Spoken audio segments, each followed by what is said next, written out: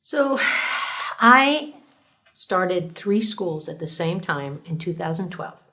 I was principal over 2 of them and superintendent over all 3. We opened Texas' largest charter school with 800 children in 2012. And we had 65 employees. And it was a very confusing, messy time. Within a short period of time, I realized that we were going to have more severe culture issues if I didn't get a handle on it. I knew that in the school world, just like in any organization, especially starting an organization with 65 employees and $6 million budget from year one, that was going to be an issue. So I happened upon TINYpulse, and I can't even remember how it was. I must have been researching culture, because you know how the internet remembers you, and I must have seen something about TINYpulse, and I reached out, and TINYpulse was very new, maybe a year old then, and we started the conversation very quickly. I said, hey, let's do this.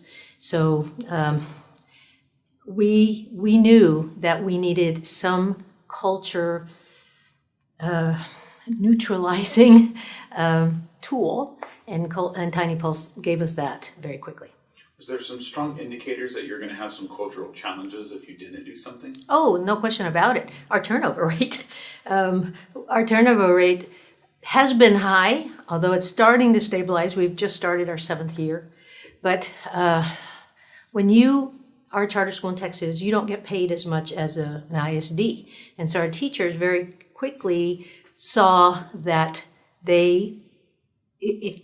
our teachers knew that if they didn't get comfortable fast in our environment, that they could go work somewhere else for a few thousand more, and they would. And so it was our job to try to limit that as much as possible. Really, it was, we did do surveys as far as instructional surveys to our employees. But again, we'd only been open a year or 2 when we started with TINYpulse. And so relying on my directors to give me information about their staff and how their staff felt was, probably the biggest way that I did that. And of course, remember, I was principal of 2 out of 3 the first year, and then the biggest one the second year. And so I was there. I was on the scenes.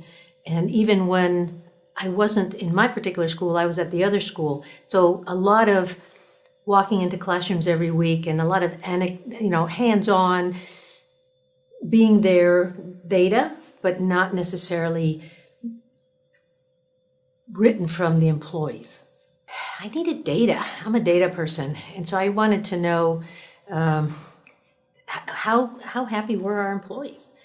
Judging by our turnover rate, I could sense that there was something not 100% in our organization, or we wouldn't be losing them at the rate that we were losing them. And so the data showed me that we needed to do something different. And what I really liked about TINYpulse was not only that it gave a survey and it gave me survey information back, but that there were the other parts of it. It was a whole machine, It was the cheers for peers, it was the suggestions, and so forth. That's what appealed to me, was that it was more than the survey. Well, it was the right time to move forward with TINYpulse because, again, the turnover rate, that was our driving thing, is having to retrain teachers every year when we were already doing some of the hardest instructional programs that you could bring to a school.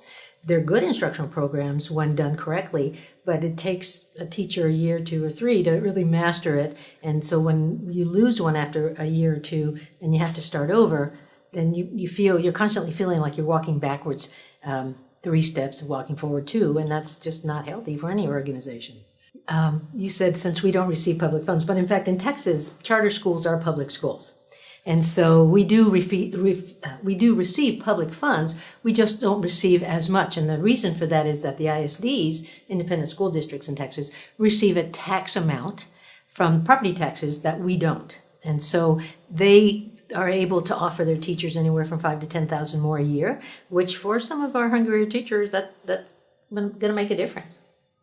Well, what we experienced after getting TINYpulse was that we were able to get data that we didn't have before, plus we were able to encourage our administrators and our teachers, of course, and our other staff, but especially our administrators, to use the cheers for peers.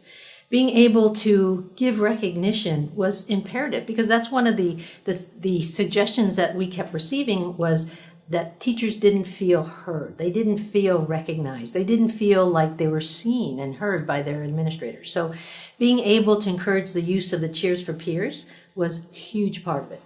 Well, we know that TINYpulse has been successful because we have the numbers to show that. We have more increased use of the Cheers for Peers. We have teachers who have come to finally trust the anonymity of the surveys. That's been a huge issue with us over the years.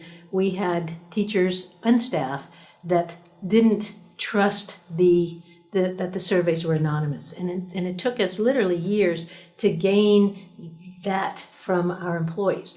And it didn't help that not all of our leadership always treated it as something good instead of a hammer. You know, I would hear stories sometimes about a leader going into a faculty meeting and sort of berating staff for having said something in the suggestions, and because those are read by me and HR and so forth, and that wasn't something that they necessarily cared to hear. And so that helped me understand what kind of leaders I had also, in that how open were they to hearing what sometimes could sound critical. It did take time, but it also helped training our administrators to model the openness and the transparency that we were looking for by using it in faculty meetings, not as a hammer, but as a, thanks for letting me know, what can we do together to solve this, and so forth. And so making sure our administrators used TINYpulse correctly went a long way towards helping our staff feel like their responses were not only anonymous, but also sought after, needed by their leadership. That'd be a little hard to, as far as tying some of our success metrics to TINYpulse, but certainly one can say that TINYpulse has been one of the major tools that we've used to ensure that the employees felt heard, that they have felt recognized, that they have felt cheered in a lot of ways, not only by their leadership, but by others outside of leadership. For example, our central staff. We have divided TINYpulse into 3 different locations. We have the Mesquite location, the Plano location, and then central staff location. And so our central staff can send cheers to anyone, not only to central staff, but to others in the other 2 buildings. And so being able to help employees feel cheered, recognized, heard is something that I have placed on the shoulders of all of our central staff and our campus leadership. More opportunity for praise. Well, it's one of the ways that TINYpulse has helped us grow as a business is that it helps when I have a narrative around our culture piece of the organization. We talk about TINYpulse as being a big part of it. And so when we want to market our organization to potential staff, we want to be able to clearly state how it is that we know that our culture is successful, because we can talk to the tools that we have to offer to anybody who works for us. And so being able to very clearly say that we have something like TINYpulse with its cheer and suggestions, opportunities, the wall of wins, it's a way of making future employees feel like we care about them.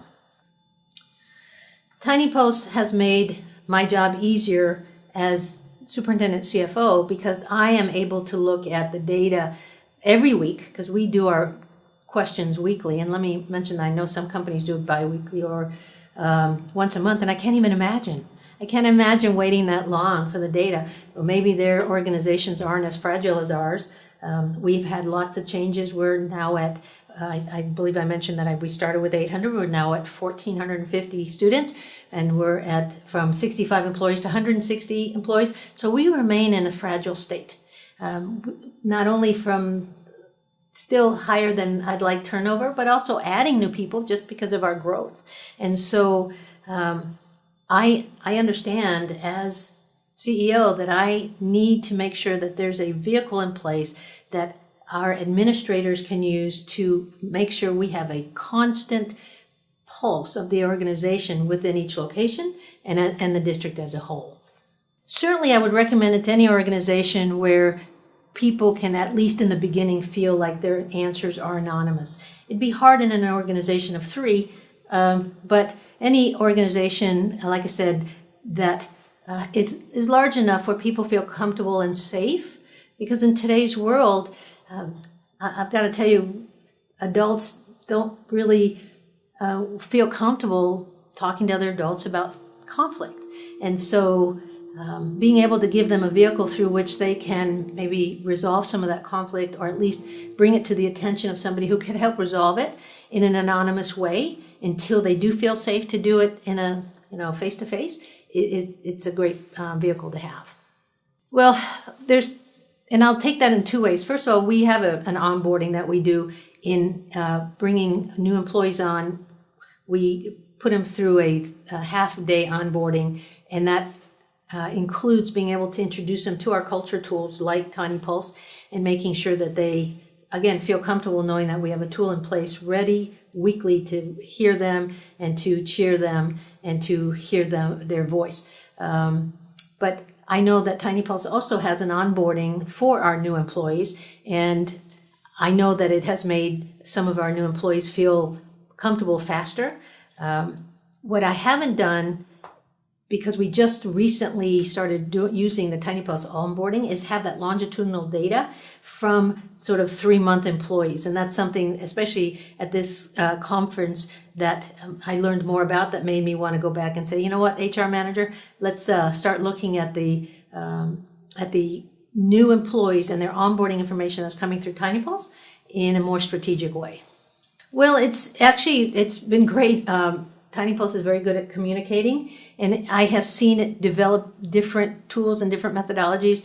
I don't think it still does it, but I know I took part in some webinars a year or 2 ago and learned some new strategies there. I not only read the articles that TINYpulse sends every week, but I send them on to our leadership, so that, and oftentimes asking them to specifically look at certain articles that I know they need or that the district needs to get better at. So being able to have a source of information about how to better make our employees feel comfortable and safer it benefits the whole organization. We have always spent time making sure that our employees know that TINYpulse is available to them. What I'll say is, now that we're in 4 years, we're much better at it right now than we were, because we've had to learn to develop implementation strategies around TINYpulse. And so one of the things that we do is we include it in our weekly bulletin. We have a weekly bulletin with the dates of the week out, and every Wednesday we have TINYpulse on there so that they remember that they're going to get a TINYpulse question. And then we also have we've started including the participation by location on it. And there's a little bit of a competitive now edge to the participation rate. And in a fun way, we have our campuses sort of competing against each other as far as their participation rate. One of the directors offers a food truck anytime it hits 100%. And so they've really upped the stakes as far as not only encouraging employees to participate, but also then I've encouraged the leadership to make sure that they are very strategic, and when they are able to fulfill a TINYpulse suggestion, we will put a sign that says "Brought to you by TINYpulse." And that's one of the things I learned in one of the webinars, I think. And so just, you say, how much time do we spend? We're just, I can't tell you by hours, but I can tell you that every week the HR manager pulls the results, and we'll print them, get them to me, get them to the other 2 locations, and we discuss something that, any concerns and so forth, so that it's just a weekly constant. I can't tell you by minute, but I can tell you that it's a weekly task that we make sure what we do. Not anonymity. Oh my gosh. And director or 2 using it as a hammer, because that there's a lack of understanding on the administrator's part about how that would play out. You use that as a hammer for those that are strong enough employees. They'll say that in the TINYpulse. And so, you can't be a hammer and hide it when you create a TINYpulse environment. They doubted the anonymity less now, 4 or 5 years later, now that we're in, but certainly, yes, it was something that we constantly had to battle. And what helped was one of the directors actually showed the staff at a faculty meeting the dashboard and what she saw, so that they would see that the suggestions all came in with no names on them. It was very important for her to get that information, and she wasn't getting what she needed until she showed how she was transparent, and they needed that transparency. And so I would encourage anybody who's having that problem to just put the dashboard up every week for a while until they believe you. We've gotten better at the motivations around participation rates. We have, like I mentioned previously, to improve our participation rates, we have had directors offer food trucks. We have the competition between the locations. I've started a campaign. I noticed that was one of the tools recently. So I started a central office campaign because I was used to central office always winning. And we dipped. And I went, oh my gosh. And so then I saw that I had the campaign mechanism within the dashboard. And so I did a campaign a couple weeks ago, and we did win the next week. And so just making it fun too. I mean, we included in our bulletin and in our artifacts and communication pieces that we send out, we're the HR manager and myself, and we were certified last year. Now we just did the 202. The 2 directors did the 101.